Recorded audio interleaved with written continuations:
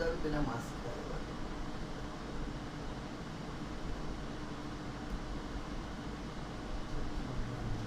Unique video में सारी हिंदी में करनी है। आपको बातों को अच्छा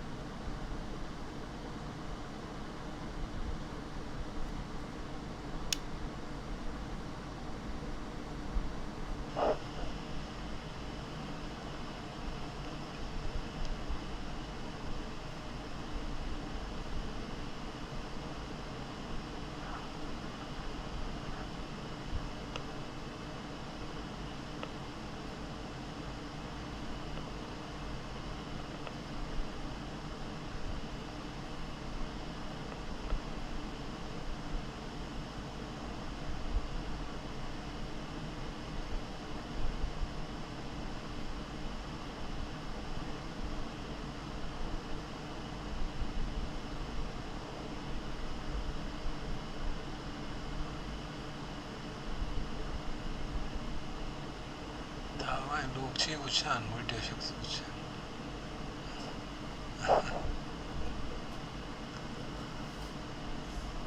बड़ी ठंडा हुआ मगर गर्म हुआ वो इसमें घूम रहा है ना, जब मेरी तरफ आएगा या आप ही की तरफ कर देता हूँ मैं आपको ज़्यादा। हाँ तो इधर हवा आएगी तो उधर से खींच आएगी ना, हवा खींचेगा वो।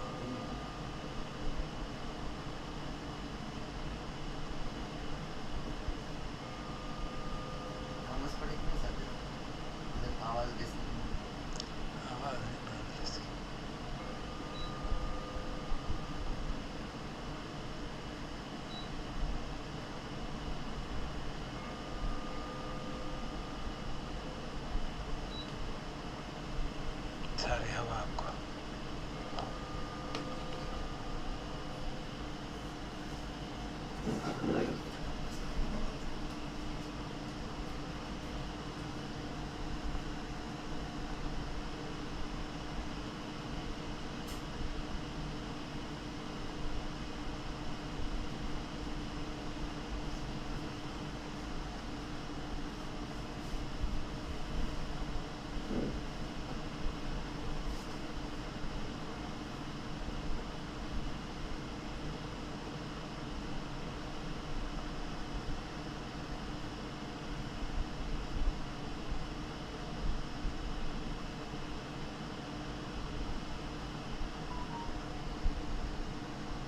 Connected to 6V77382D.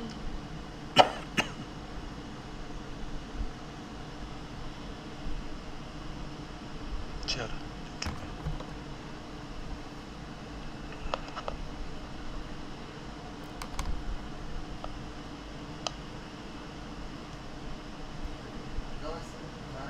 हाँ वो है नहीं ना इसकी आवाज़, इसकी देखते हैं।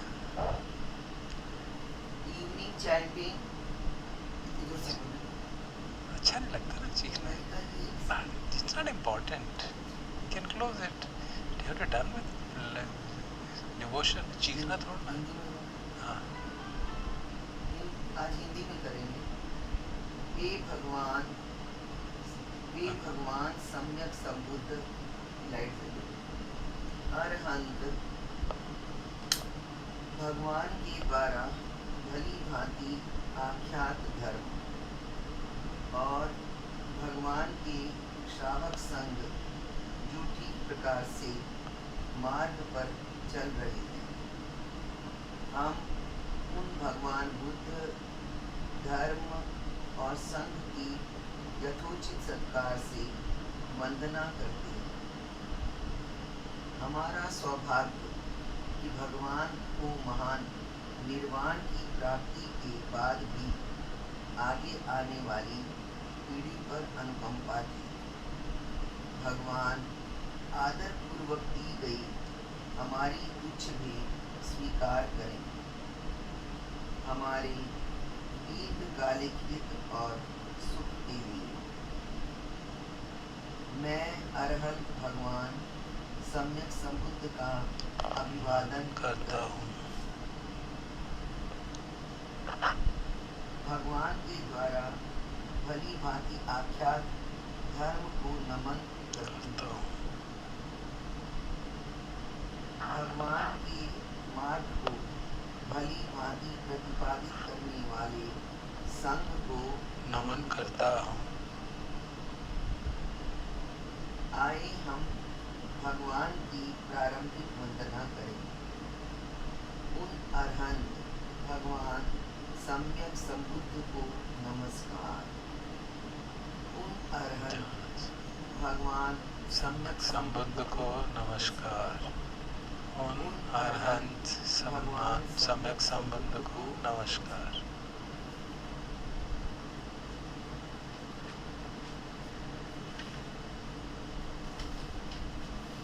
आए हम भगवान बुद्ध का अनुस्मरण करें। भगवान बुद्ध की ऐसी कीर्ति प्रचारित है। ऐसे हैं अरहंत सम्यक संबुद्ध भगवान, ज्ञान और आचरण से सर्व संपन्न, सुगत और लोक ज्ञाता, अनुपम कुशल सारथी की भांति मनुष्यों को संयमित करने वाले देवों और मनुष्यों के शास्ता भगवान बुद्ध। आए अब हम भगवान बुद्ध के गुणों का पाठ करें।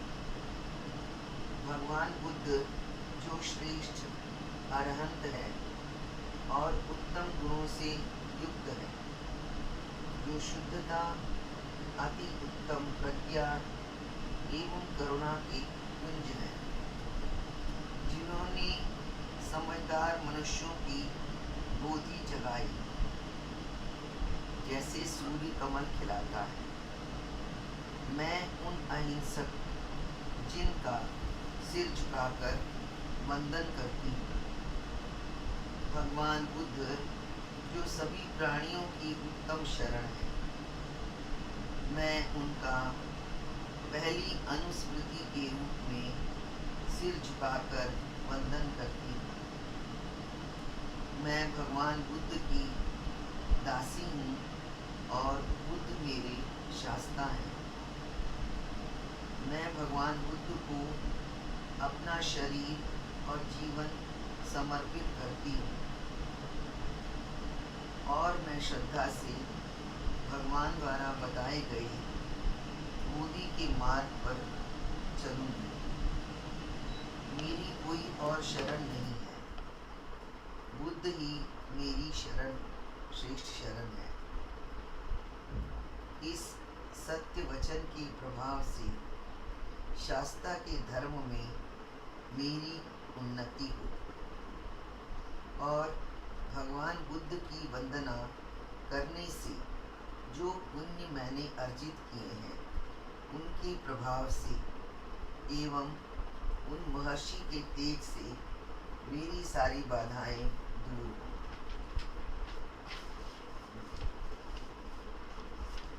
मन, वचन और कर्म से जो भी मैंने भगवान बुद्ध के प्रति दुष्कृत्य किए, भगवान उनके लिए मुझे क्षमा प्रदान करें, जिससे मैं भविष्य में मैं संयमित रहूं। आए अब हम धर्म का अनुस्मरण और वंदना करें। जो धर्म भगवान ने भली प्रकार से समझाया, स्पष्ट दिखाई देने वाला, कालातीत और अन्वेषणा को प्रोत्साहित करने वाला है, अंतर्मुखी करने वाला है, प्रत्येक प्रज्ञावान को स्वयं अनुभव होने वाला है। आए अब हम धर्म के महान गुणों का पाठ करें। भली प्रकार से आख्यायित होने के कारण ये धर्म सर्वश्रेष्ठ है, जिसके मार्ग और फल, परियत्ति और मोक्ष दो आयाम हैं।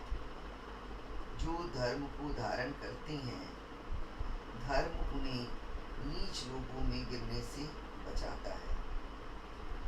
मैं अंधकार को हटाने वाले इस श्रेष्ठ धर्म की वंदना करती हूँ। ये धर्म सभी प्राणियों को शरण और उत्तम सुरक्षा प्रदान करता है। दूसरी अनुस्मृति के रूप में धर्म का सिर झुकाकर वंदन करती हूँ। मैं धर्म की दासी हूँ और धर्म मेरा श्रेष्ठ स्वामी है।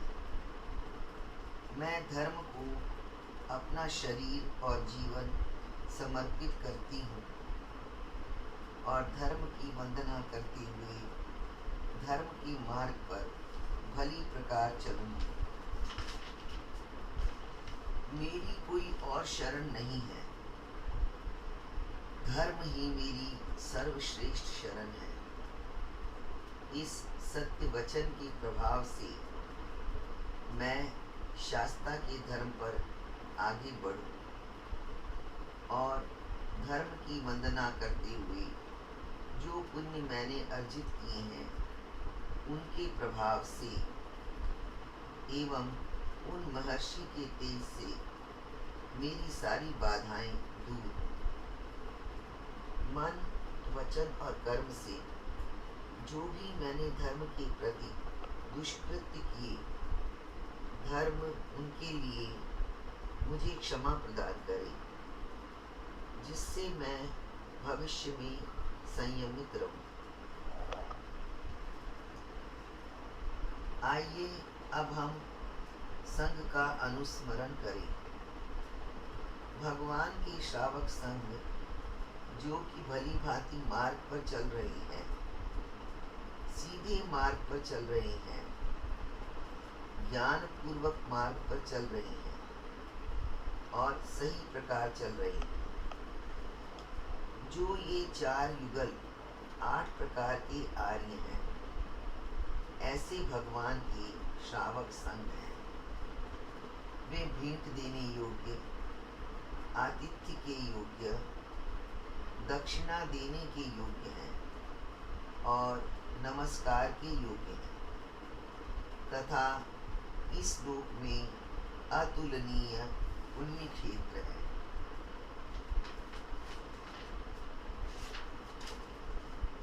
आए अब हम संघ के महान गुणों का पाठ करें। सद्धर्म से उत्पन्न सद्गुणों से युक्त संघ इस मार्ग को अच्छी तरह प्रतिपादित करता है, जो 8 आर्यों का श्रेष्ठ संघ है, जिनकी काया और चित्त शील आदि धर्म से युक्त है। उस शुद्ध आर्य संघ को मैं वंदन करती हूँ।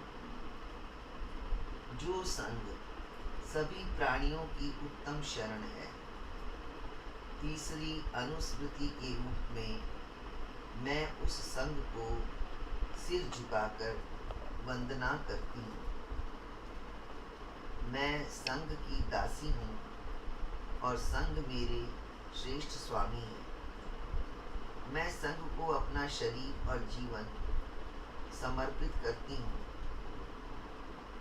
और संघ की वंदना करते हुए संघ के द्वारा भली भांति प्रतिपादित मार्ग पर चलूंगी।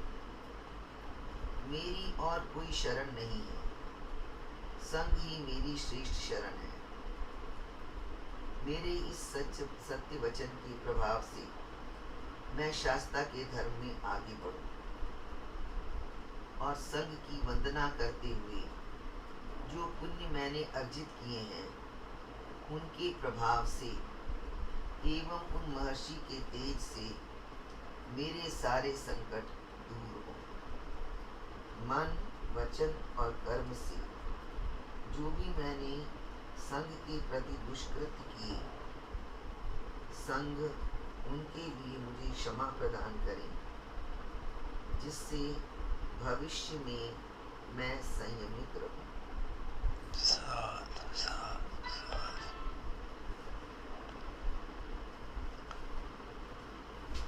हम जय मंगल अट्ठगाथा का पाठ सुनेंगे।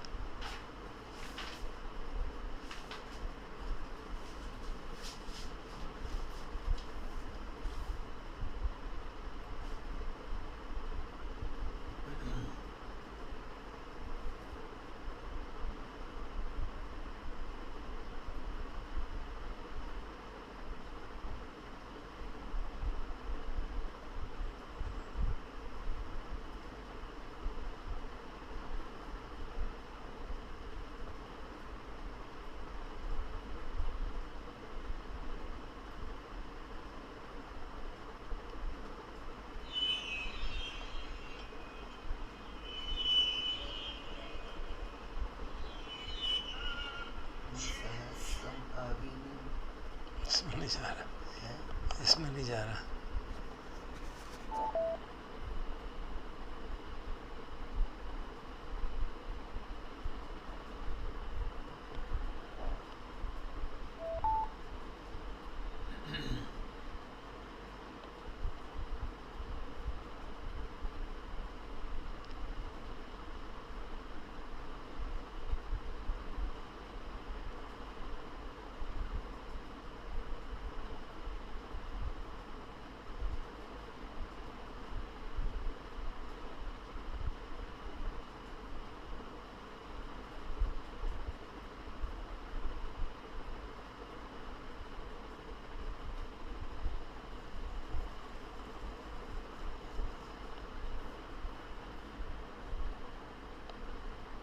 Connected to 6V7738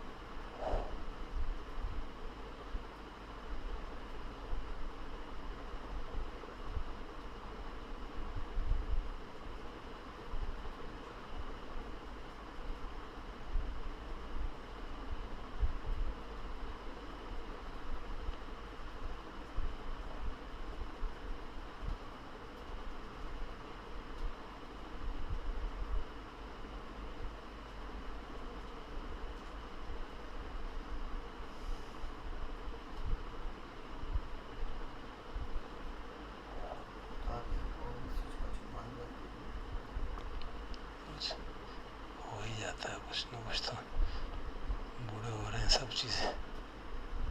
Connected to 1 plus 3G. ऐसा ही बोलता रहता है, होता नहीं है, बोलता है होता नहीं है।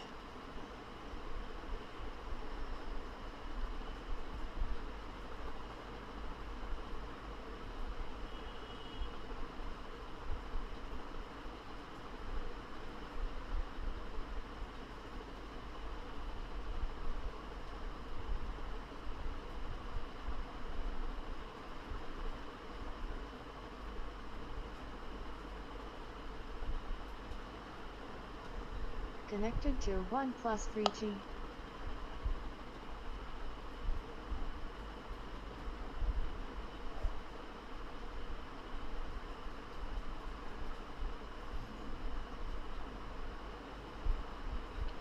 किसके इसके आसपास वालों के सबके स्पीकर दिखा रहे, यही नहीं दिखा रहे। उसका स्पीकर, इसका स्पीकर, सबके स्पीकर इसमें आ रहे हैं, ये नहीं आ रहा।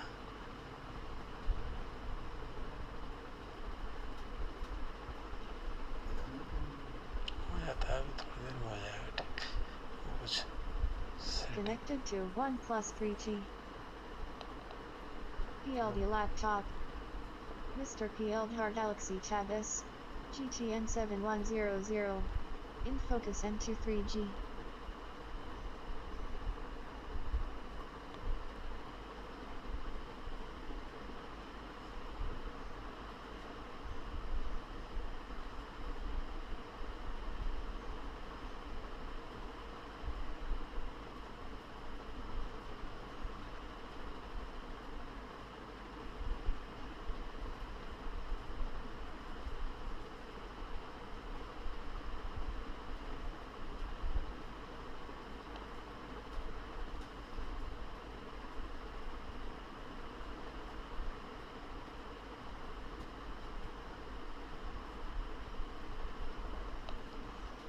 क्या हो रहा है इसको।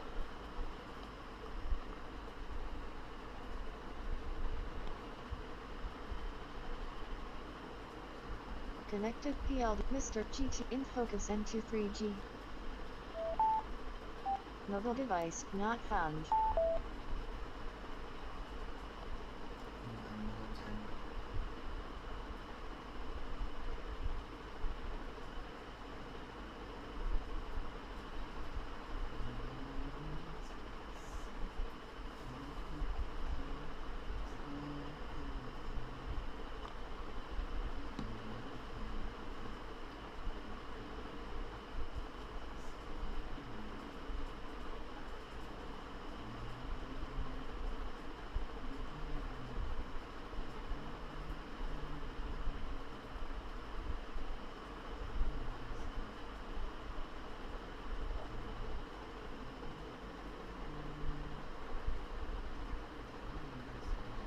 Ready to pair another device.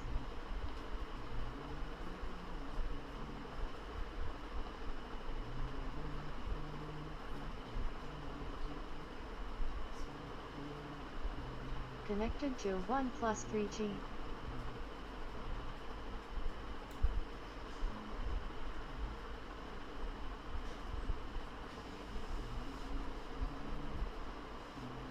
1+3T, disconnected, ready to pair.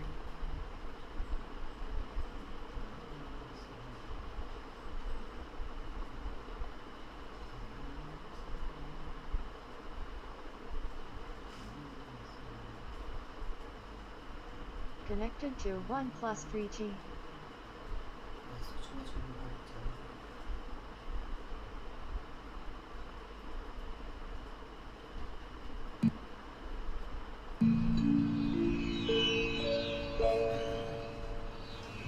बाहुं सहस्रमभिनिमित सायुधन्तं गिरिमेखलं मुदित घोरससेनमारं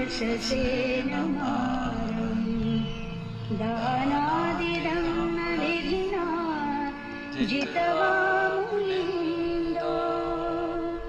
तं तेजसा भवतु ते जयमङ्गलानि तं तेजसा भवतु ते जयमङ्गलानि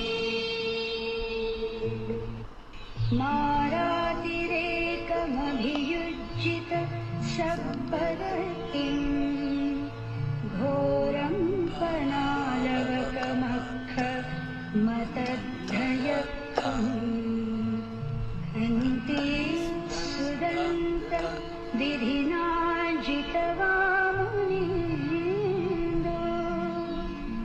तं तेजसा भवतु ते जयमङ्गलानि तं तेजसा भवतु ते जयमङ्गलानि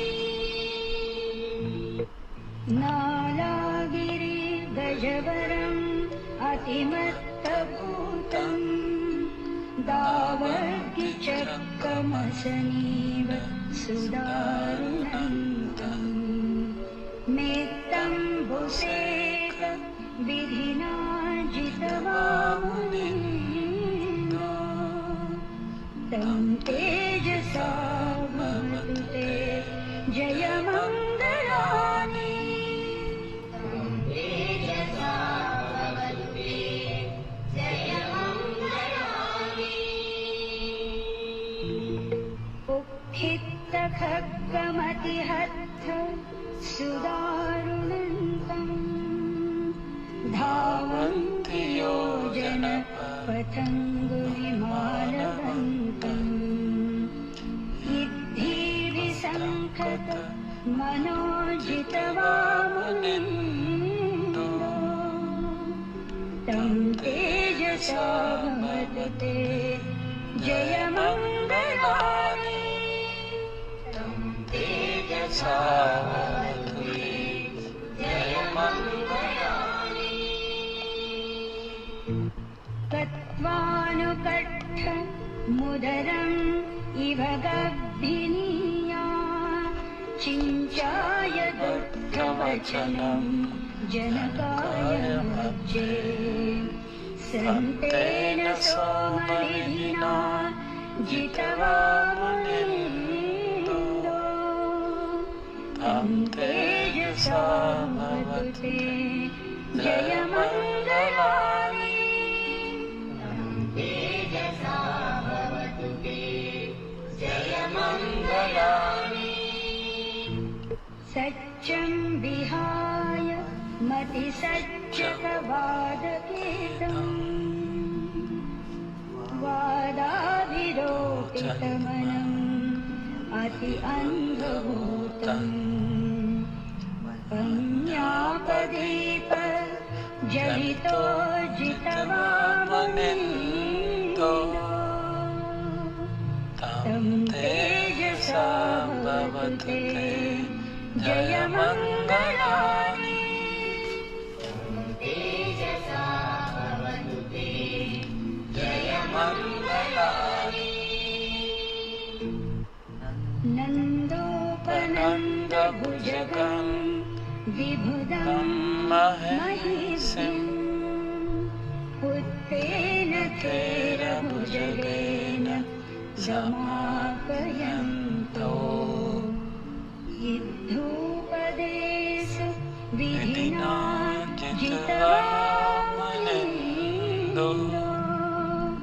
तं तेजसा भवतु ते जयमङ्गलानि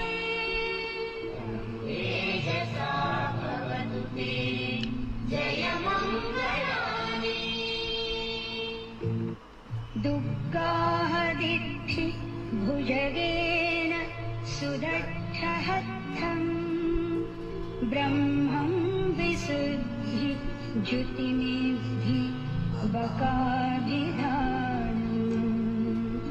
याणागदेन विधिना जितवामुनीन्दो तं तेजसा भवतु ते जयमङ्गलानि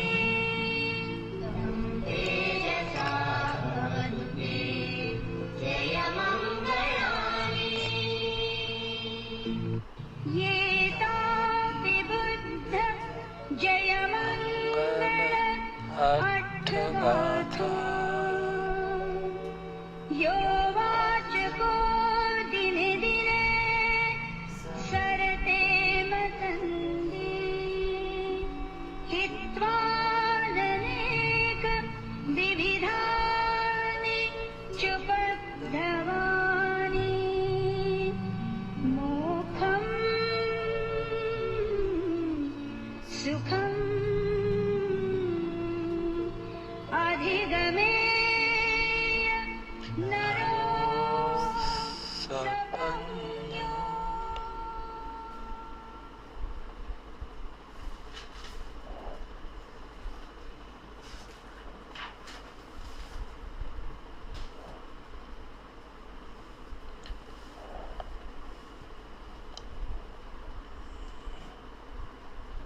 We'll now listen to the English translation of a talk by Reverend Lumpocha called The Peace Within.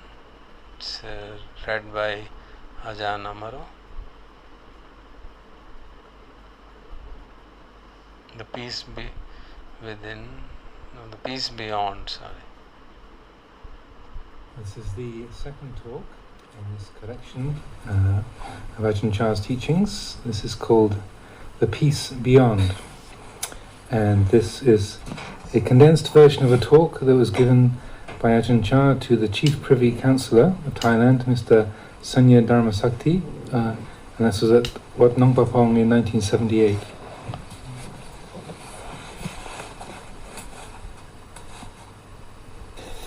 It's of great importance that we practice the Dhamma.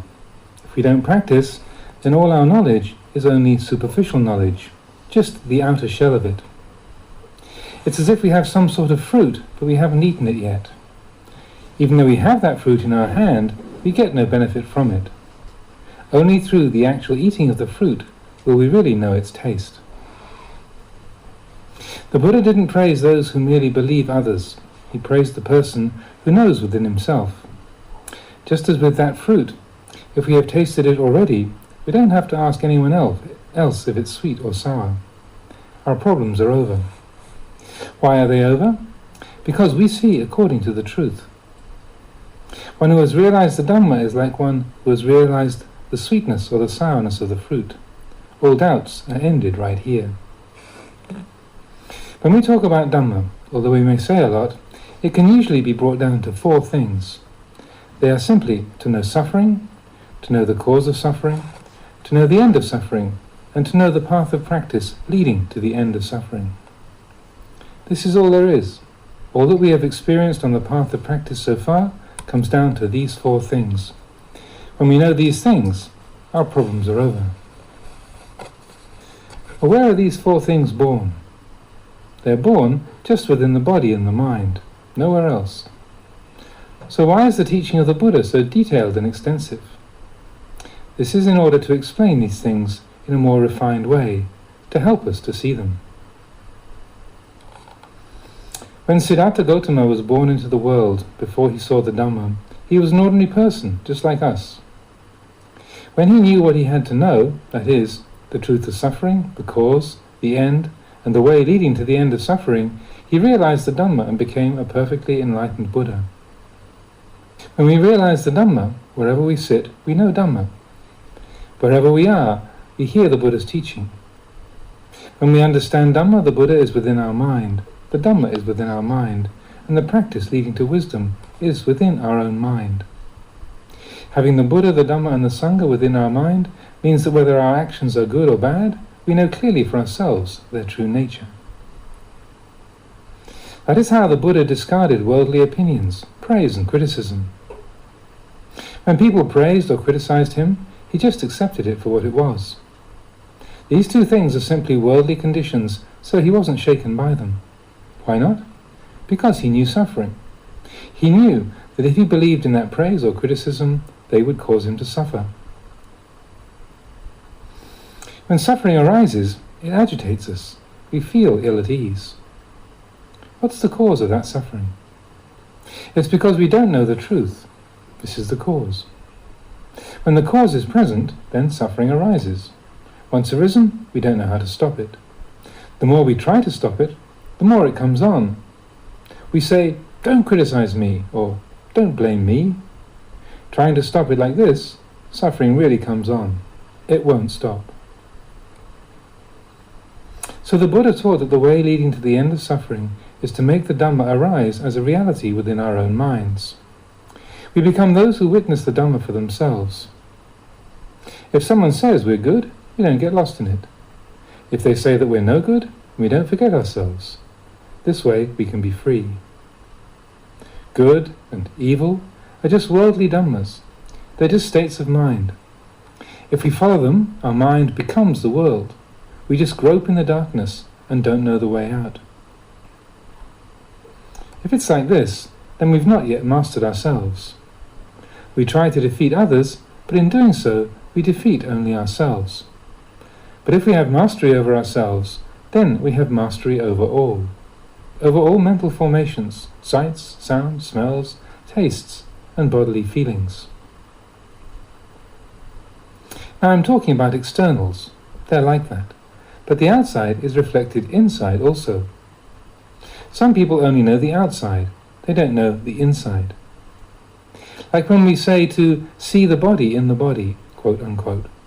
Having seen the outer body is not enough. We must know the body within the body.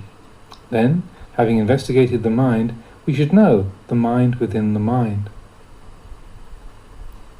Why should we investigate the body? What is this body in the body? When we say to know the mind, what is this mind? If we don't know the mind, then we don't know the things within the mind. This is to be someone who doesn't know suffering, doesn't know the cause, doesn't know the end, and doesn't know the way leading to the end of suffering. The things which should help to extinguish suffering don't help because we get distracted by the things which aggravate it. It's just as if we have an itch on our head and we scratch our leg. If it's our head that's itchy, then we're obviously not going to get much relief. In the same way, when suffering arises, we don't know how to handle it. We don't know the practice leading to the end of suffering. For instance, take this body that each of us has brought along to this meeting. If we just see the form of the body, there's no way we can escape suffering. Why not? Because we still don't see the inside of the body, we only see the outside. We only see it as something beautiful, something substantial. The Buddha said that seeing only this is not enough. We see the outside with our eyes. A child can see it, animals can see it. That's not difficult. The outside of the body is easily seen, but having seen it, we stick to it. We don't know the truth of it. Having seen it, we grab onto it, and it bites us. So we should investigate the body within the body. Whatever is in the body, go ahead and look at it. If we just see the outside, it's not clear. We see hair, nails, and so on, and they're just pretty things which entice us. So the Buddha taught to see the inside of the body, to see the body within the body. What is in the body? Look closely. We'll find many surprises inside, because even though they are within us, we've never seen them. Wherever we walk, we carry them with us. Sitting in a car, we carry them with us, but we still don't know them at all. We take it and put it in our bag, then leave without opening it to see what's inside. When at last we open it, it's full of poisonous snakes. Our body is like this. If we just see the shell, we say it's fine and beautiful. We forget ourselves. We forget impermanence, suffering, and not self. If we look within this body, it's really repulsive. If we look according to reality, without trying to sugar things over, we'll see that it's really pitiful and wearisome. Dispassion will arise. This feeling of disinterest is not that we feel aversion for the world or anything. It's simply our mind clearing up, our mind letting go. We see things as not substantial or dependable, but that all things are naturally established just as they are. However we want them to be, they just go their own way regardless. Whether we laugh or cry, they simply are the way they are. Things which are unstable are unstable. Things which are not beautiful are not beautiful. So the Buddha said that when we experience sights, sounds, tastes, smells, bodily feelings or mental states, we should release them. When the ear hears sounds, let them go. When the nose smells an odor, let it go. Just leave it at the nose. When bodily feelings arise, let go of the like or dislike that follow. Let them go back to their birthplace. The same for mental states. All these things, just let them go their way. This is knowing. Whether it's happiness or unhappiness, it's all the same. This is called meditation. Meditation means to make the mind peaceful in order to let wisdom arise. This requires that we practice with body and mind in order to see and know the sense impressions of form, sound, taste, smell, touch, and mental formations. To put it briefly, it's just a matter of happiness and unhappiness. Happiness is pleasant feeling in the mind.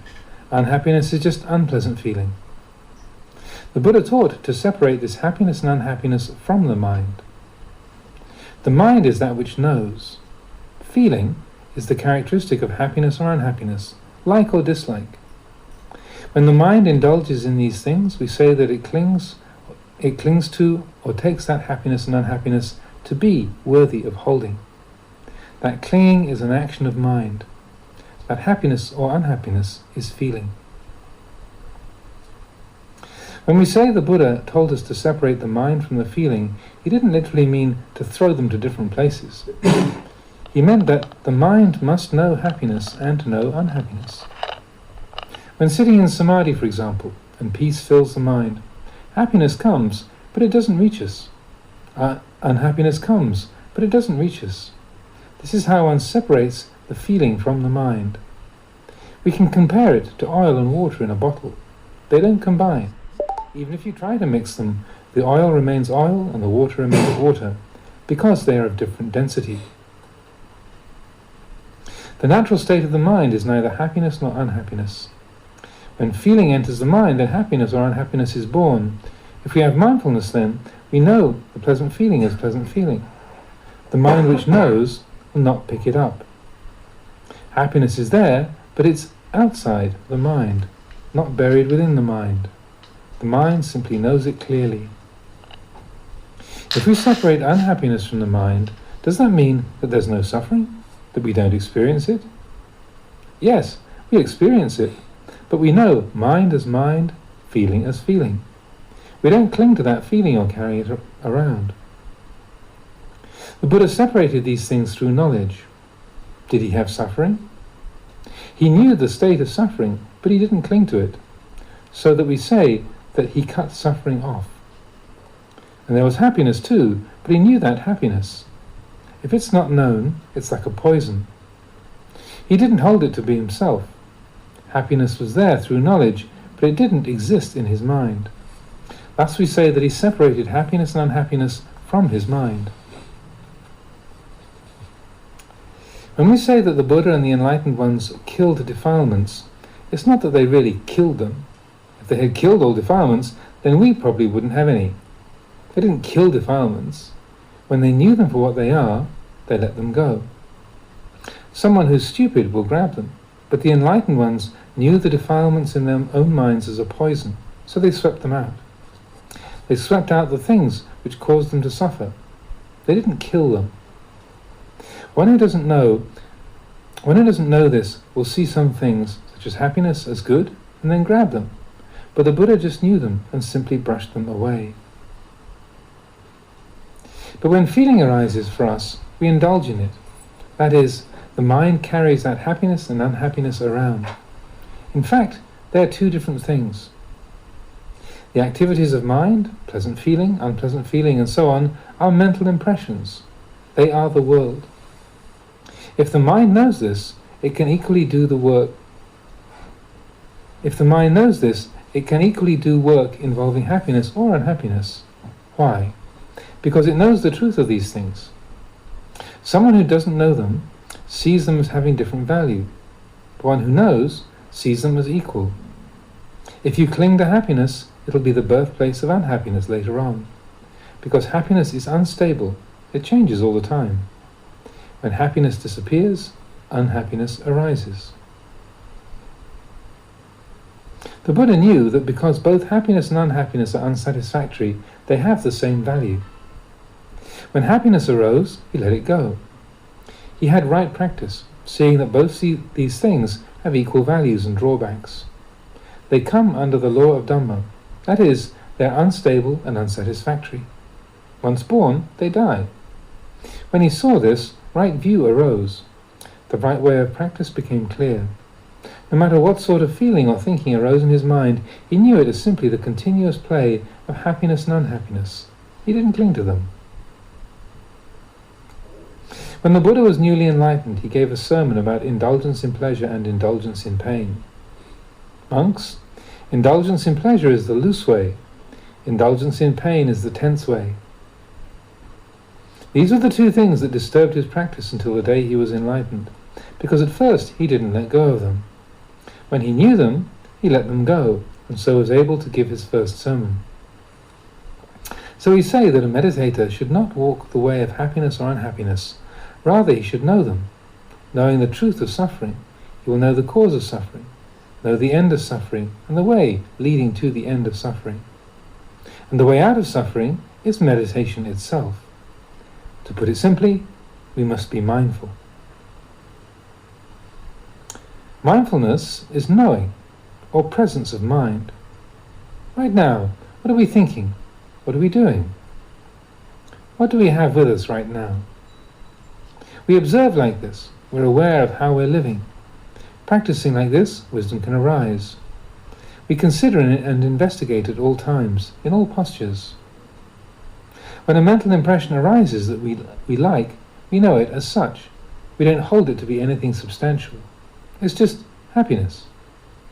When unhappiness arises, we know that it's indulgence in pain. It's not the path of a meditator. This is what we call separating the mind from the feeling. If we are clever, we don't attach. We leave things be. We become the one who knows, quote unquote. The mind and feeling are just like oil and water. They're in the same bottle, but they don't mix. Even if we're sick or in pain, we still know the feeling as feeling, the mind as mind. We know the painful or comfortable states, but we don't identify with them. We stay only with peace, the peace beyond both comfort and pain. You should understand it like this, because if there is no permanent self, then there is no refuge. You must live like this, that is, without happiness and without unhappiness. You stay only with the knowing. You don't carry things around. As long as we're still unenlightened, all this may sound strange, but it doesn't matter. We just set our goal in this direction. The mind is the mind. It meets happiness and unhappiness, and we see them as merely that. There's nothing more to it. They are divided, not mixed. If they're all mixed up, then we don't know them. It's like living in a house. The house and its occupant are related, but separate. If there is danger in our house, we're distressed because we must protect it. But if the house catches fire, we get out of it. If painful feeling arises, we get out of it, just like that house. When it's full of fire and we know it, we come running out of it.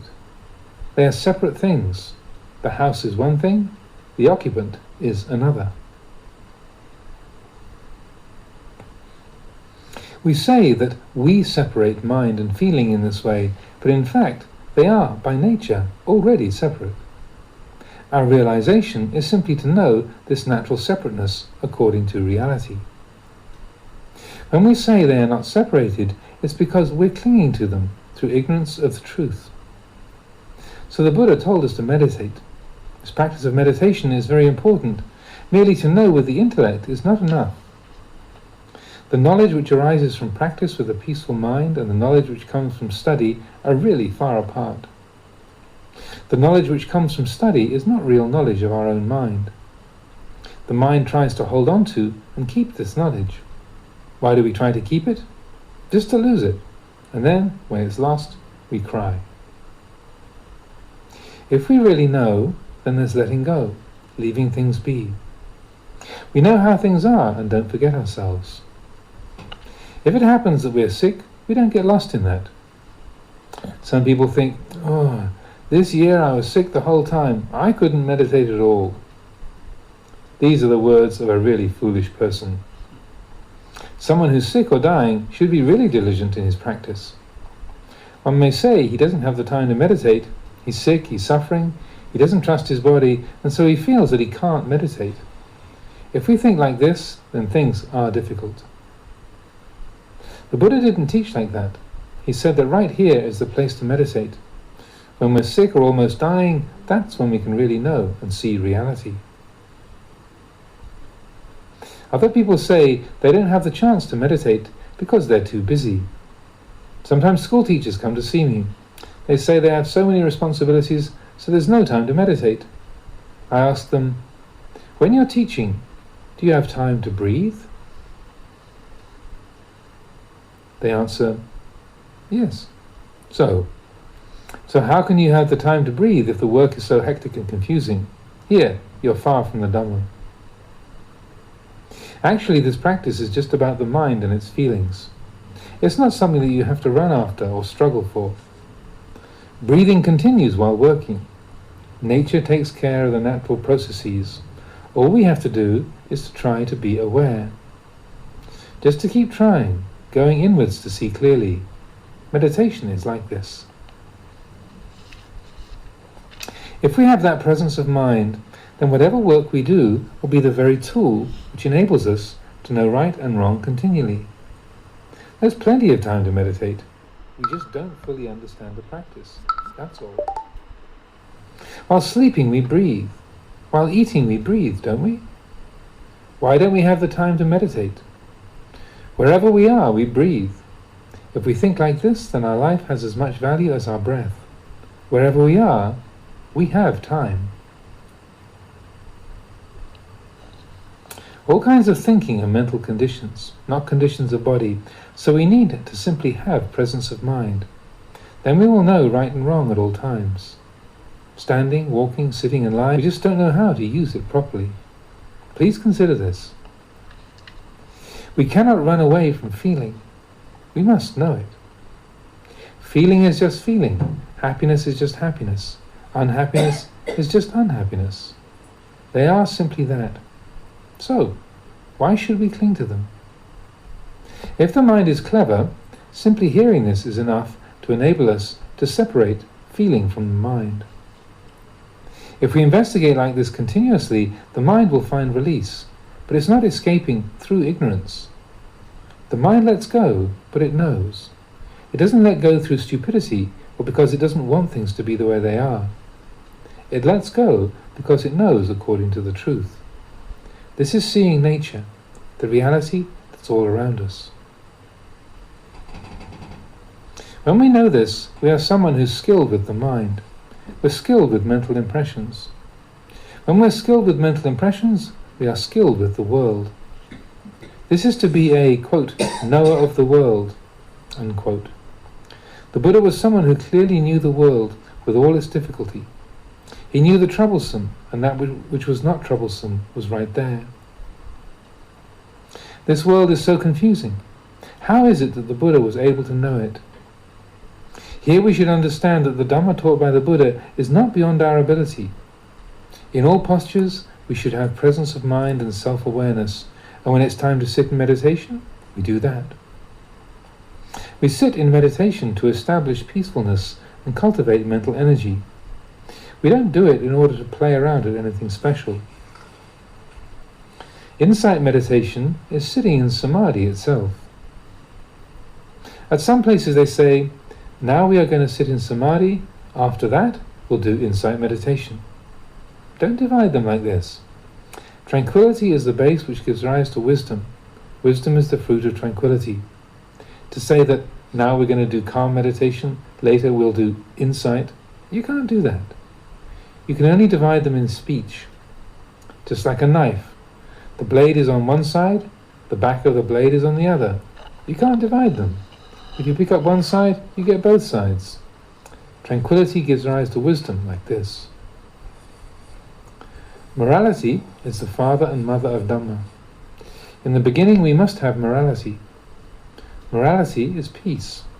This means that one does no wrongdoings in body or speech. When we don't do wrong, then we don't get agitated. When we don't become agitated, then peace and collectedness arise within the mind. So we say that morality, concentration and wisdom are the path on which all the noble ones have walked to enlightenment. They are all one. Morality is concentration, concentration is morality. Concentration is wisdom, wisdom is concentration. It's like a mango. When it's a flower, we call it a flower. When it becomes a fruit, we call it a mango. When it ripens, we call it a ripe mango. It's all one mango, but it continually changes. The big mango grows from the small mango becomes a big one. You can call them different fruits, or all one fruit. Morality, concentration and wisdom are related like this. In the end, it's all the path that leads to enlightenment. The mango, from the moment it first appears as a flower, simply grows to ripeness. This is enough. We should see it like this. Whatever others call it, it doesn't matter. Once it's born, it grows to old age. And then where? We should contemplate this. Some people don't want to be old. When they get old, they become depressed. These people shouldn't eat ripe mangoes. Why do we want the mangoes to be ripe? If they're not ripe in time, we ripen them artificially, don't we? But when we become old, we're filled with regret. Some people cry. They're afraid to get old or die.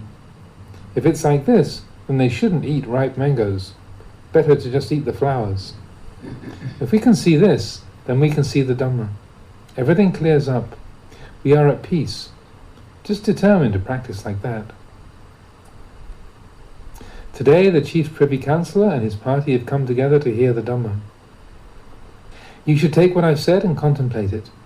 If anything is not right, please excuse me.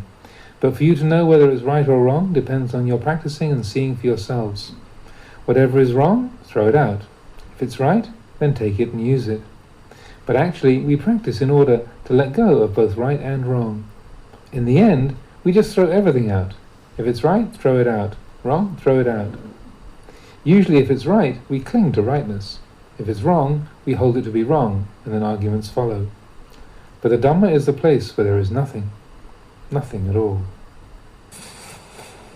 Well, this is the 16th talk in the series, and this is called Tucho Poti.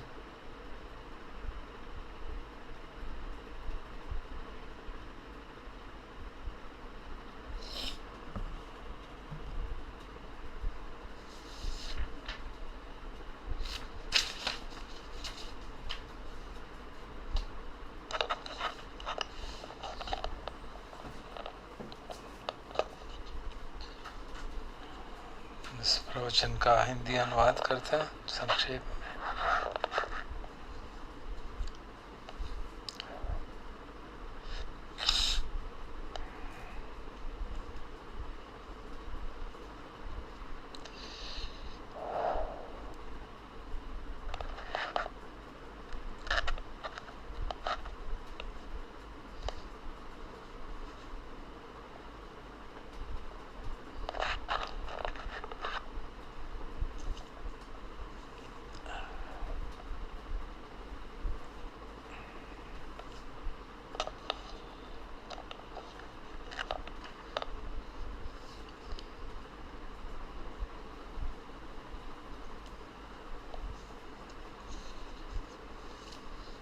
प्रवचन की शुरू में अजान ने कहा, अजान शाह ने, कि हमको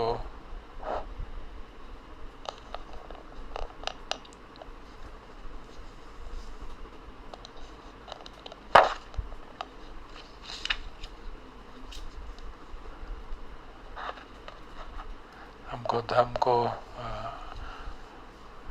प्रैक्टिस करनी होती है, न केवल उसकी जानकारी के लिए। केवल नॉलेज से काम नहीं चलता। वो उदाहरण जैसे दिया जाता है कि एक फल है, उसके बारे में आपको सब कुछ मालूम है, आपके हाथ में भी है, जब तक आप उसे खाएंगे नहीं तब तक उस फल का स्वाद नहीं मालूम पड़ेगा। तो ये नहीं मालूम पड़ेगा कि मीठा है या खट्टा है, और जब वो खा लेंगे तो सारे डाउट एंड हो जाएंगे। इसी प्रकार धर्म की शिक्षा का आपने अगर पढ़ा है, जब तक उसको अनुभव में नहीं उतारेंगे तब तक बात नहीं बनेगी। तो बताया कि इस धर्म का जो मूल सिद्धांत है वो ये है कि दुख है, दुख का कारण है, उसका निवारण है, निवारण का मार्ग है। 4 आर्य सत्य जिन्हें कहते हैं। तो ये सब दुख जो है कहाँ पैदा होता है? तो ये मन और शरीर में पैदा होता है। तो जो आप कहेंगे डिटेल टीचिंग जो इतनी सारी त्रिपिटक में है, तो भगवान ने हमको उन सत्य को और गहराई से और सूक्ष्मता से देखने के लिए दी गई है। जब भगवान ने 4 आर्य सत्यों को ठीक से समझ लिया तो उन्होंने धर्म समझ लिया और वो मुक्त हो गए। और इसी प्रकार से जब हम समझ जाएंगे धर्म को, तो हम भी जो कहते हैं धम्मम शरणम गच्छामि, उसको पूरा करेंगे। तो हम एक तरह से बुद्ध हमारे भीतर ही, हमारे मन में ही आ जाते हैं। भगवान ने जो लोक धम्म थे, 8 लोक धम्म, उनको कभी महत्व नहीं दिया कभी, क्योंकि वो जानते थे कि ये सब संस्कार हैं, अनित्य हैं, बदलते रहते हैं। हमारे दुख का मुख्य कारण यही है कि हम सत्य को समझते नहीं हैं। कोई हमें प्रशंसा करता है तो बहुत अच्छा लगता है, क्रिटिसाइज करता है तो बुरा लगता है। भगवान ने ऐसा कभी नहीं सोचा था, क्योंकि वो उनको सब एक ही वैल्यू जैसे देते थे, उसको महत्व नहीं देते थे जो लोग धम्मों को। हम लोगों को मालूम नहीं कि किस तरह से इसको दोनों को एक जैसा समान देखें, और जब तक हम ध्यान नहीं करेंगे, अपने ऊपर संयम नहीं करेंगे, ऐसा संभव नहीं हो सकता। भगवान हमें कहते हैं कि काया में काया को देखो या चित्त में चित्त को देखो। इसका क्या मतलब है? मतलब यही है कि जो सत्य है, जो भासमान सत्य है, उससे बढ़ के जो परमात्म सत्य है, जो और गहरा सत्य है, उसको देखें। जैसे काया को हम बाहर बाहर से देखते हैं, करके शालू माना खादंता, तो उससे काम नहीं चलता। वो कई बार सुंदरता आवरण उसमें आ जाता है। अगर हम शरीर के अंदर क्या है उसको देखेंगे तो सचमुच में मालूम पड़ेगा कि एक बड़ा सा बैग है जिसके अंदर कूड़ा करकट भरा हुआ है। तो वो उसके प्रति जो अट्रैक्शन का भाव है वो कम हो जाता है और निविदा जागने लगती है, जो कि मुक्ति के मार्ग के लिए बड़ा प्रशस्त करती है। जैसे जैसे हम समझते हैं ठीक से, तो हम जानते हैं कि चीज़ें बदलती रहती हैं और वो सुंदर नहीं है। जो हमारी 6 इंद्रियां हैं वो हमें सारे संसार से इंटरेक्ट करती हैं, तो वो स्वतः ही इंटरेक्ट करती हैं। हमें उनको छोड़ देना चाहिए। उनको जो भी वो देखती हैं, समझती हैं, उसके प्रति प्रतिक्रिया नहीं करनी चाहिए। तब मन हमारा शांत होगा, और जब शांत मन होगा तभी प्रज्ञा जागेगी।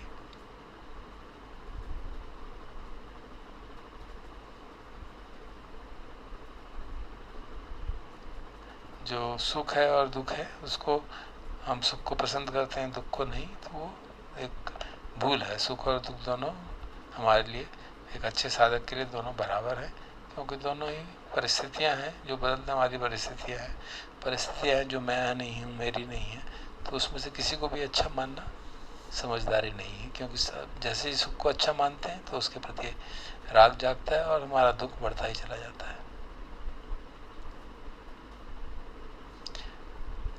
साधना का मुख्य तरीका उन्होंने बताया ये है कि मन और मन के अंदर जो जागता है उसको अलग अलग देखें। उन्होंने कहा कि जो मन में जाग रहा है और जो मन की जानने की क्षमता है वो अलग है। जैसे कि तेल और पानी है, सामान्यतः तेल और पानी को मिला के रखते हैं, हिला हुआ रहता है तो वो उसमें अलग अलग दिखता नहीं है। वही हाल हमारे मन का है, क्योंकि वो हमेशा हिला जलाता है। हमारे जानने की शक्ति जो है वो इतनी सबल नहीं होती और हम उसके जो जाना जा रहा है उसके साथ चिपक जाते हैं। जैसे कि बोतल में तेल और पानी हो और उसको हिलाए जाए तो सारा मडी हो जाता है, लेकिन अगर हम उसको शांत रखते हैं धीरे धीरे वो सेपरेट हो जाते हैं, क्योंकि उसका स्वभाव ही, देखने वाले मन का स्वभाव और जो देखा जा रहा है उसका स्वभाव बिल्कुल भिन्न है।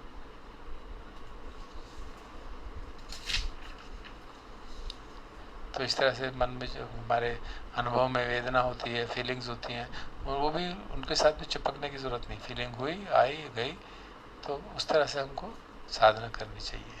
कई बार ये कहा जाता है कि अपने विकारों को मार डालो, और भगवान ने सारे विकार ख़त्म कर दिए, मार दिए। ऐसा नहीं है। अगर उनको मार ही दिया होता तो फिर हमारे लिए बचते क्यों? वो तो विकार जागते हैं और उनको त्याग कर देते हैं, वो जानने देते हैं। क्यों जानने देते हैं? क्योंकि जानते हैं ये जहर है, इसके साथ क्या उलझना है। इस तरह जब फीलिंग्स आती हैं, वेदना जागती है, उसको भी मैं मन की एक्टिविटी जान के, हाँ जान रहे हैं फीलिंग हो रही है, और बस उसमें उलझते नहीं हैं। और जब हम उलझते नहीं हैं तो हमारा चित्त कंपायमान नहीं होता, और अगर चिपक जाएंगे उससे तो बहुत दुख होता है। तो ये हमारा साधना का तरीका होना चाहिए कि हम हमेशा जो जानने वाला है, जो शुद्ध चित्त है, उसकी ओर अपने को उसके साथ सामंजस्य बिठाएं, और तब हमको सुख और दुख से परे की शांति महसूस होती है।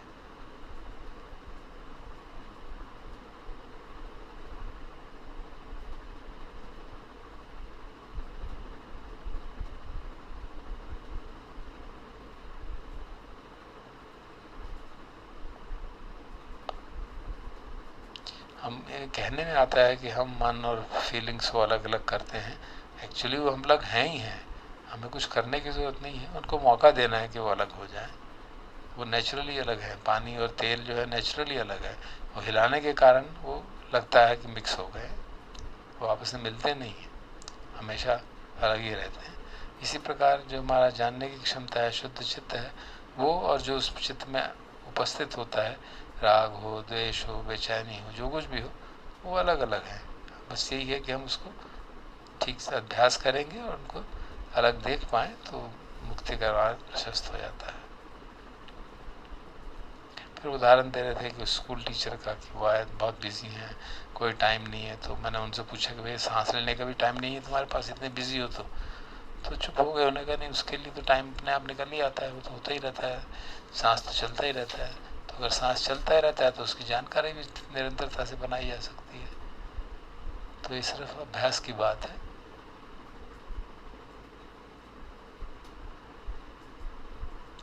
हम जो भी हो रहा है, वेदना जाग रही है, उसको जान रहे हैं, लेकिन उसके बाद चिपकते नहीं। सारी बात, मुख्य बात यही है।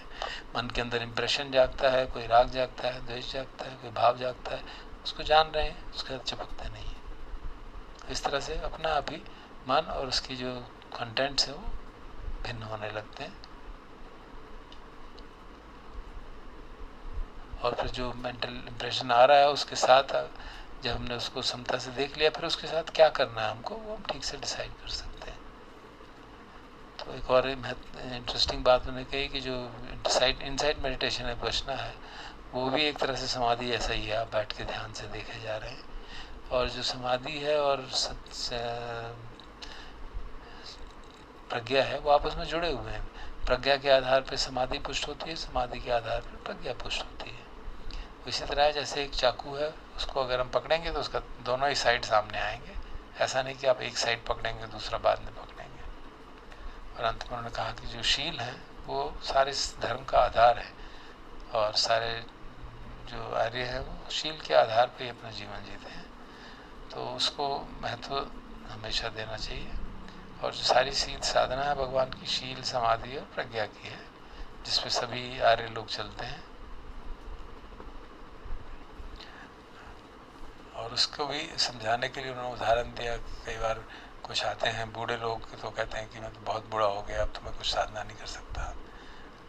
और जो लोग खास तौर पे जो बुढ़ापे से डरते हैं, परेशान होते हैं, कहते हैं काश मैं जवान होता, तो उसके उनके लिए भगवान ने एक उदाहरण दिया कि जैसे एक आम का पेड़ है, उसमें पहले आम का फूल निकलता है, फिर छोटी अम्मियाँ निकलती है, फिर बड़ी होती है, फिर कच्ची पक्की होती है, फिर और पकती है। तो जो ये कहते हो, तो प्रकृति का नियम ही है कि जो फूल होगा वो अंततः पकेगा और खूब पक जाएगा और फिर गिर जाएगा।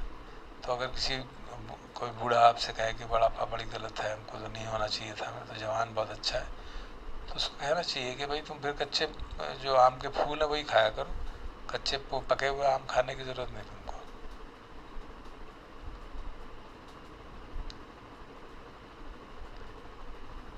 तो कई बार हम ठीक है गलत है इसके चक्कर में पड़ जाते हैं।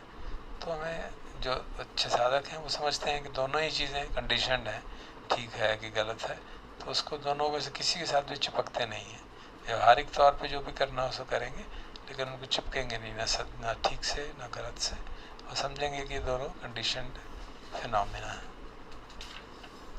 तभी हम इंद्रियों से परे की जो शांति है उसका अनुभव कर सकते हैं।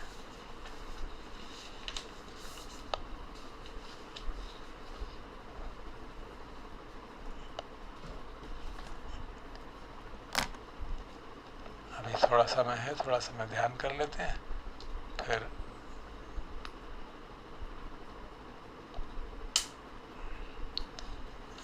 मानुसती फिर बाद में करेंगे। थोड़ा 5 मिनट का ध्यान करते हैं, 5-7 मिनट।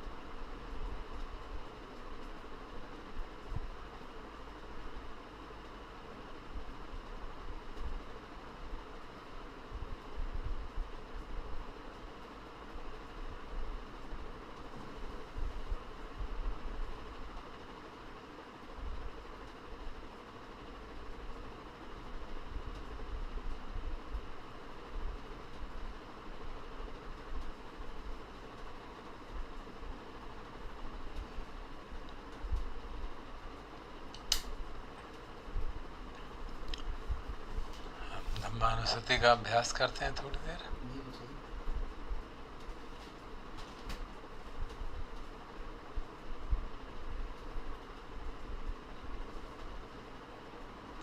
स्वाक्षतो भगवता धम्मो, पहला गुण है, भगवान की शिक्षा स्वाक्षात है, बहुत भली प्रकार समझाई गई है। तो हम समझ सकते हैं कि चार आर्य सत्यों से स्पष्ट और क्या तरीका हो सकता है समझाने का। कोई रोग है तो उसका इलाज होगा,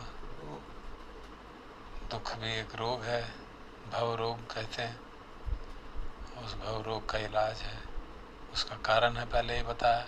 जब कारण पता होगा तभी इलाज हो पाएगा ठीक से, कारण को हटाएंगे तो इलाज हो जाएगा, और कारण को हटाने का कोई तरीका होगा, कोई दवाई होगी, तो वो दवाई जो है मार्ग हो गया।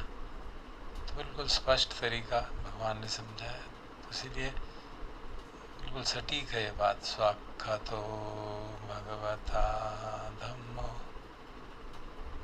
और देखिए कितने उदाहरण हमने पढ़े हैं, देखे हैं। सब पापस्य करणम कुशलस्य उपसंपदा सच्चित्तो परियोदपनम एतन बद्धानुशासनम। तो एक वर्ष में सारी बात आ गई।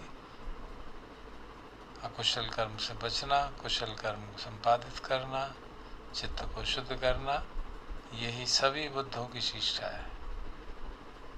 तो धर्म, सारा धर्म एक ही गाथा में सिमट के रख दिया हम, बिल्कुल स्पष्ट भली भांति समझाया गया।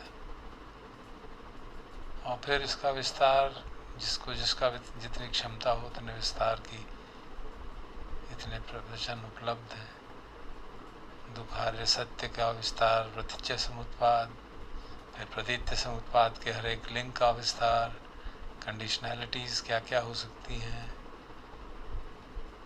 अभिधम्मा, इतने सारे विस्तार, उत्तरोत्तर विस्तार उपलब्ध।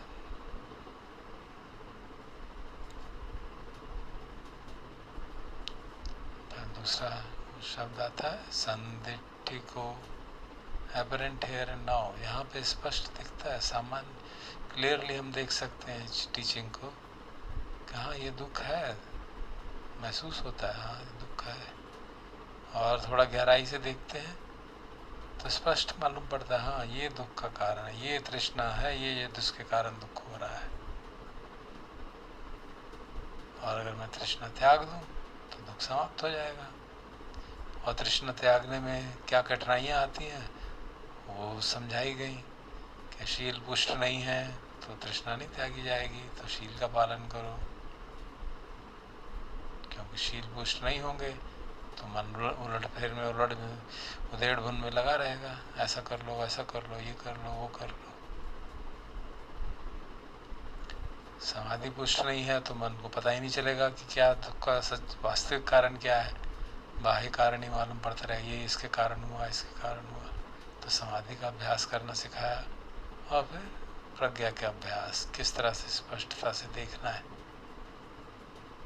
तो हर चीज़ हमारे पर्सनल अंडरस्टैंडिंग और पर्सनल देखने के ऊपर हम देख सकते हैं, अनुभव कर सकते हैं। सांदृष्टिक है, तुरंत मालूम दिखाई देता है। और काली को कोई देर नहीं लगती उसमें। जब दुख है, अगर हम सजग हैं तो तुरंत मालूम पड़ जाएगा, हाँ दुख है, उसमें विचार करने की ज़रूरत नहीं पड़ती। और उसको समझते हैं तो तुरंत मालूम पड़ता है कि हाँ दुख का कारण है, स्पष्ट है ये कारण है।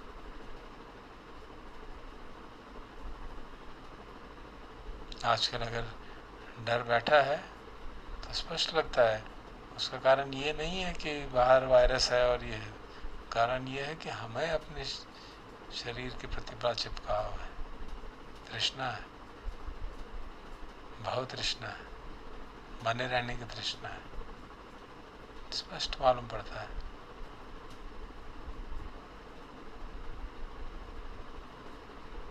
और उसमें देर नहीं लगती। अकालिक हो, तुरंत तुरंत मालूम पड़ता है इसको। कहीं आज दुख हुआ और कल हमें समझ में आएगा, ऐसा नहीं है। हाँ, हमको एफर्ट करना है, हमको जानना है।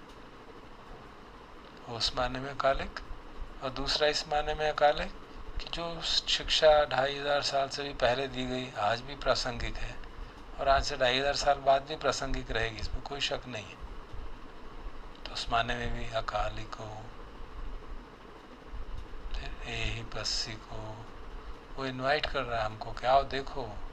जैसे जैसे हम मार्ग पे चलते हैं, एक आधा अनुभव भी हो जाए तो दूसरी बार जब दुख का अनुभव होता है तो मन करता है खुद ही जरा देखें तो सही क्या हो रहा है, क्यों हो रहा है। और बहुत अनुभव हो जाए तो फिर तुरंत मालूम पड़ता है, समय भी नहीं लगता। लेकिन मन जरूर करता है कि इससे पहले कि उस दुख में वैलो करें, हम दुख के भोग करने लगे, हम उसको समझना चाहते हैं। अनुभव हो रहा है उसको समझना चाहते हैं। तो क्योंकि धर्म की शक्ति है, वो हमको खींचती है अपनी तरफ। एक बार अनुभव हो गया, 2 बार अनुभव हो गया, तीसरी बार मन करेगा कि यही करके देखें। तो यही बस सीखो, आइए कम एंड चेक, टेस्ट करिए, इसको इन्वेस्टिगेट करिए। ओपन को 2 ट्रांसलेशन किए गए। एक ये कि इनवर्ड ले जाता है, अंदर की ओर ले जाता है। वो बात भी सत्य है कि बाहर बाहर कारणों में नहीं घुल जाता, हमें मालूम पड़ता है कि हमारे भीतर दुख का असली कारण हमारे भीतर है, तो अंदर ले आता है। और दूसरा इस सेंस में ओपन ईगो का कि लीडिंग फॉरवर्ड, कि हमको दुख से दुख मुक्ति की ओर ले जाता है, निर्वाण की ओर ले जाता है। तो जो भी मतलब लगा लें, दोनों ही उपयुक्त। पच्चतंग वेदितम्बो विन्यो ही, अपने अंदर इंडिविजुअली देखना है। ये नहीं कि भगवान बुद्ध ने देख लिया, हमारे आचार्य ने देख लिया, मुझे खुद देखना पड़ेगा। और उसकी एक स्टिपुलेशन लगा दी, विन्यो ही, कि समझदारी से, समझदार आदमी जो है वो उसको अपने भीतर देख सकता है। तो समझदारी की बहुत आवश्यकता है। मूर्खता से और सिर्फ मैकेनिकल यंत्रवत काम करते रहेंगे तो नहीं, बात नहीं बनेगी। देखना ठीक से नहीं हो पाएगा। तो ये बहुत महत्वपूर्ण बात भगवान ने खुद ही कहा, पच्चतंग वेदितव्यो विन्यो ही। जो समझदार है वही अपने भीतर देख सकते हैं, इंडिविजुअली देख सकते हैं। तो समझदारी बढ़ाने की ज़रूरत है, जो कि आर्य अष्टांगिक मार्ग का एक भाग है। पहला ही सम्मा दिट्ठी का मतलब समझदारी। तो इस तरह से हम देख सकते हैं किस तरह से भगवान ने शिक्षा दी, साक्षात इस तरह से किया कि हर स्तर पे हमारा लाभ हो और हम उसको पूरी तरह से हृदयंगम कर सकें, कहीं कोई डाउट ना रहे शिक्षा के बारे में। तो इस प्रकार से धर्म की अनुसति, धर्म को गौरव देने का काम, धम्मानुसति। और जब हम इसको भाव से करते हैं, हृदय से करते हैं, बुद्धि से नहीं, सिर से नहीं, हृदय से करते हैं, तो मन में मोह जागता है, लगता है कि हाँ हम अच्छे रास्ते पे हैं, ठीक रास्ते पे हैं। और श्रद्धा जागती है, कॉन्फिडेंस जागता है। धम्मो हवे रखति धम्मचारी, हम धर्म के मार्ग पे चल रहे हैं तो धर्म हमारी रक्षा करेगा, सचमुच में रक्षा करेगा। इस सेंस में नहीं कि हमें बीमार होने से बचा देगा, इस सेंस में कि कुछ भी हो जाए आगे हमारी सद्गति ही होगी। हर परिस्थिति में हमको अच्छे मार्ग पे ले जाएगा, कुमार्ग से बचा के सन्मार्ग पे ले जाएगा, उस सेंस में हमारी रक्षा करता है। तो मन में कॉन्फिडेंस आता है, विश्वास आता है। मन में जो डिप्रेशन है, नेगेटिविटी है, बेचैनी है, घबराहट है, वो कम होने लगती है। तो इसीलिए धम्मानुसति की जाती है। एक बार फिर सारा बोल लेते हैं धीरे धीरे, और 2-4 मिनट मन में, अंदर अपने मन में धम्मानुसति के भाव को पुष्ट होने देते हैं। मन प्रसन्न हो, और फिर प्रसन्नता सभी के साथ शेयर करेंगे।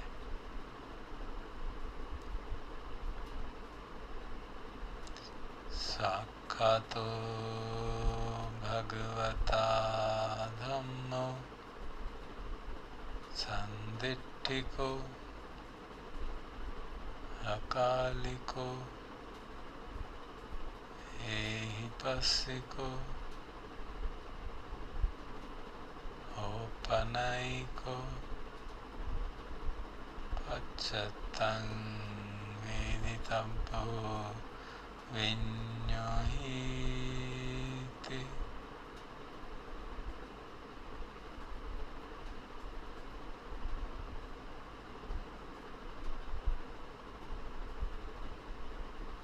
तो जो हमारे साधना के अनुभव हैं, धर्म के मार्ग पर चलने के अनुभव हैं, उनको याद करके किस तरह से हम धर्म से लाभान्वित हुए हैं, भली भांति आख्यात धर्म से, किस तरह से हमको बार बार प्रेरित करता है मार्ग पर चलने के लिए, किस तरह से तुरंत उसका लाभ मिलता है अकाले को, और हमको दुख मुक्ति की ओर ले जा रहा है। सब बातें याद करके मन में प्रसन्नता जागे और शरीर में उसका प्रतिबिंब आता है। अच्छी वेदना शरीर में, प्रिय वेदना, शांति की वेदना, या तो अप्रिय, सुखद, अदुखद या प्रिय। तो उन वेदनाओं को जानते हुए थोड़ी देर तक विहार करते हैं, फिर समापन करेंगे। इस सुख को शेयर करते हुए समापन करते हैं।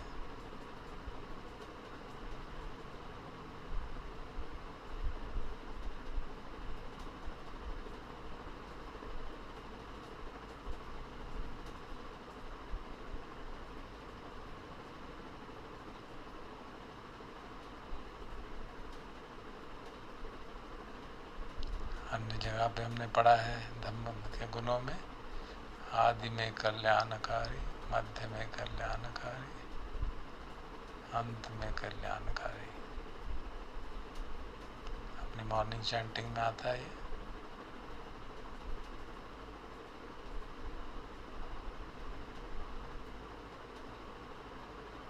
हम देख सकते हैं इसका जनरली इंटरप्रेशन किया जाता है कि आदि मतलब शील का पालन करना कल्याणकारी है, मध्य हुआ समाधि का अभ्यास करना कल्याणकारी है, और अंत हुआ प्रज्ञा का अभ्यास करना था बहुत परम कल्याणकारी, परम मुक्ति की ओर ले जाता है।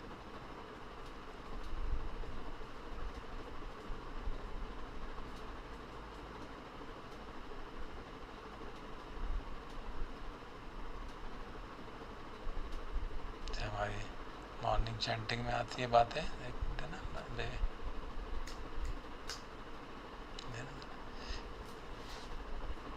let me just recall from the morning chanting से मैं एग्जैक्टली भूल जाता हूँ।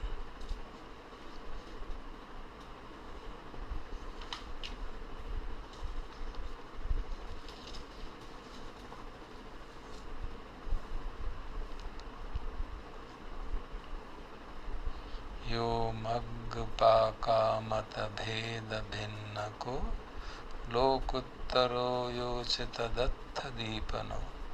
जो मार्ग और उसके लोकोत्तर अमृत फल को प्रकाशित करने वाला है। वंदामि धम्मम अहम आदरेण तम। उस धर्म की सादर वंदना करता हूँ।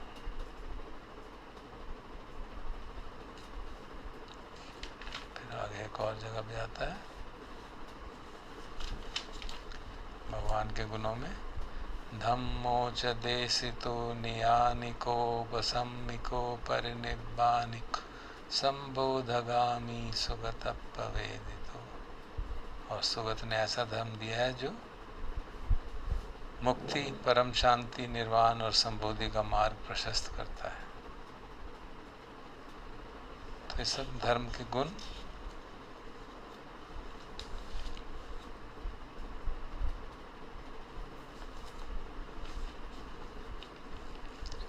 और जगह आती बात, यो धम्मं देशेसि आदि कल्याणं मध्य कल्याणं पर्योसान कल्याणं। जो उस धर्म को सिखाते हैं जो आरंभ में कल्याणकारी, मध्य में कल्याणकारी और अंत में भी कल्याणकारी हो। तो इस प्रकार जो हमारी चैंटिंग है वो भी हमारे को वही आधार बनती है धम्मानुपसना का भी, बुद्धानुपसना का भी, बुद्धानुसति का, धम्मानुसति का, संघानुसति का। मुख्य उद्देश्य कि धर्म के गुणों को हम ठीक से समझें और अपने अनुभव के आधार पर किस तरह से हमें धर्म के मार्ग पर चलने से लाभ हुआ है उसको याद करके मन में प्रसन्नता जागे, शरीर प्रफुल्लित हो, मन प्रसन्न हो, ताकि विषम परिस्थिति में भी हम समता बना के परिस्थिति का ठीक से सती और प्रज्ञा से रिजोल्यूशन कर सके।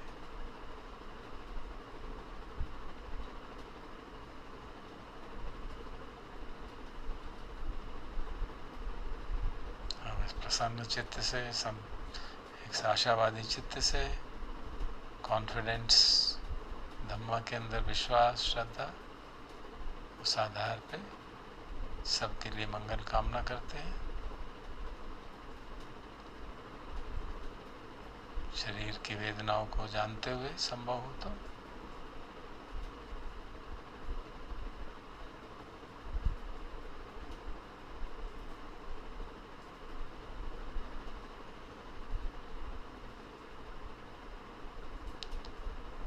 भवतु सर्वमङ्गलं रक्षन्तु सर्वदेवता सर्वबुद्धानुभावेन सदा सोत्ति भवन्तु ते।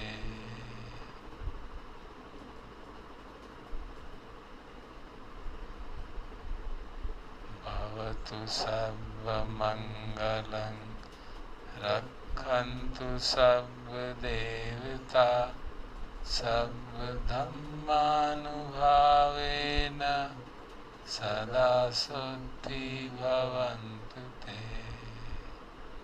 तो गैप इसलिए दिया जाता है कि अगर हम साइमल्टेनियसली शरीर की वेदनाओं को या अनहद नाद को या साउंड ऑफ साइलेंस को नहीं सुन पा रहे हैं तो उस गैप के अंदर सुन के चित्त एकदम समाहित हो गए, फिर से हम चैंटिंग करें।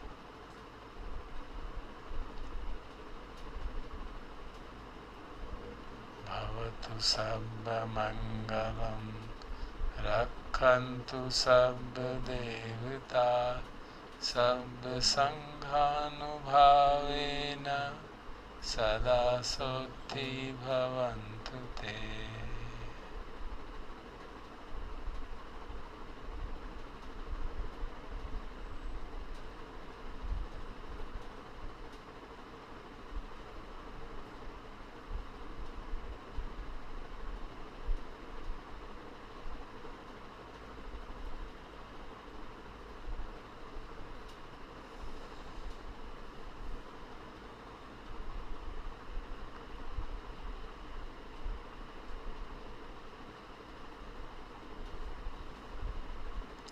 अरहं सम्मा सम्बुद्धो भगवा बुद्धं भगवन्तं अभिवादेमि। स्वाक्षतो भगवता धम्मो धम्मं नमस्सामि। सुपटिपन्नो भगवतो सावक संघो संघं नमामि।